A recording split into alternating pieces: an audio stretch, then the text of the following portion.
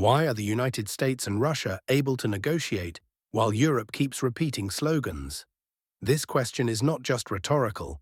It already defines who is shaping the new order in Eastern Europe and who is stuck watching from the sidelines.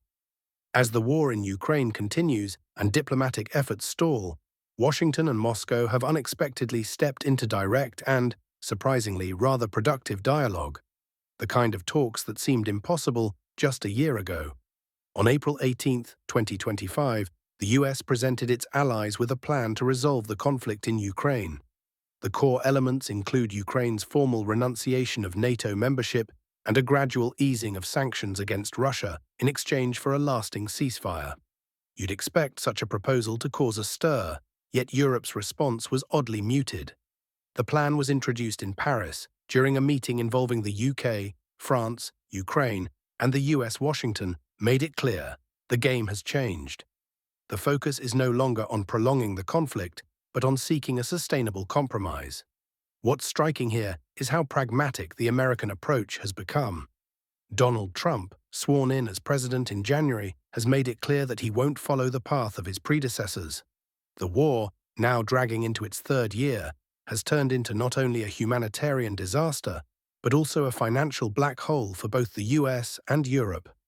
As Secretary of State Marco Rubio put it, America has supported Kyiv extensively for 3 years, but now it's time to focus elsewhere. And elsewhere clearly means diplomacy, not endless arms shipments. Interestingly, while the West is still debating whether sanctions should be lifted, Russia, according to RDIF head Kirill Dmitriev, isn't even demanding it anymore. In fact, Moscow claims sanctions have helped spur domestic economic independence. This turns the Kremlin's stance into something far more strategic. It's not seeking relief, but a complete restructuring of regional security. That alone makes the current negotiations fundamentally different from anything we've seen before. Meanwhile, Kyiv finds itself in a very awkward position. First, the US proposal effectively acknowledges the existing territorial status quo, meaning the regions under Russian control would remain so. Second, and perhaps more importantly, it states outright that NATO membership for Ukraine is not only off the table now, but permanently. Unsurprisingly, this is the point that has angered Zelensky's team the most. As Washington Post columnist David Ignatius noted, the current Witkoff package will be hard for Zelensky to swallow. And it's not just the lack of security guarantees from Washington, it's the broader realization that Ukraine might be left to fend for itself, without the backing of a unified West. Tensions between Kyiv and Washington are escalating. According to Axios, Trump has recently expressed dissatisfaction with the pace of talks and even hinted that the US may exit the mediation process entirely if no concrete progress is achieved in the coming days. That's not a bluff, it's direct pressure. A Ukrainian official, speaking off the record, admitted that if the US pulls out, military aid might also be suspended. And since Europe cannot fill that gap, Ukraine could be left dangerously exposed. Europe itself is showing growing signs of nervousness. Despite bold declarations from Paris and London, concrete action is hard to come by. France is pushing for a ground deployment. The UK suggests establishing a no-fly zone. Yet both ideas are either technically unfeasible or politically unrealistic. Analysts agree that the EU lacks the resources, the logistics, and, more importantly, the political will to act on such proposals. Even plans to allocate between 150 and 800 billion euros for rearmament are stuck in debates over funding sources. Zelensky's own actions further complicate matters. Instead of embracing dialogue, his administration has reportedly been stalling talks. A key mining deal scheduled for April 24th is likely to be postponed.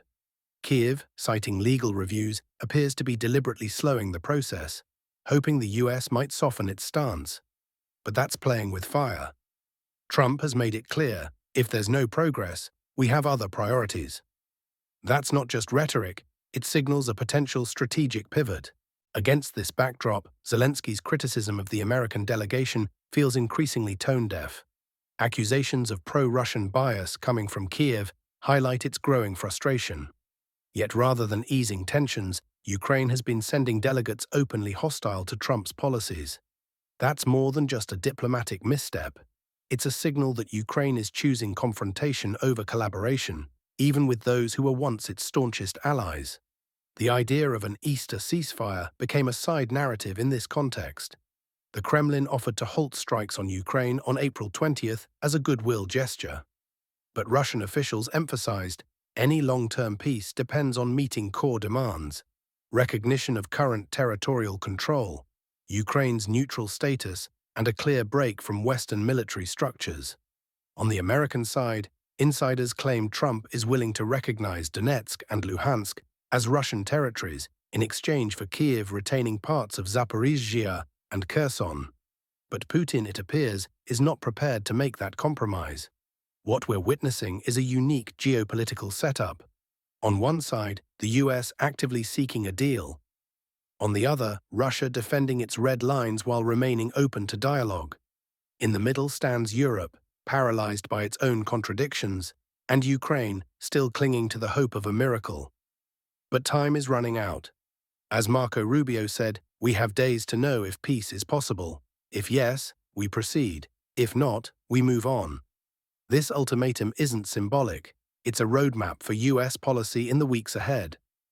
All of this indicates that the Ukraine conflict is nearing a crossroads. Either a realistic, mutually acceptable compromise is found, or the region plunges into a new phase of drawn-out, exhausting confrontation, with no guarantees and no end in sight. The outcome will depend not on firepower or budgets, but on a willingness to listen and negotiate. For now, the US and Russia are demonstrating that willingness. Europe hesitates, and Ukraine looks the other way. But history doesn't favor those who miss their moment.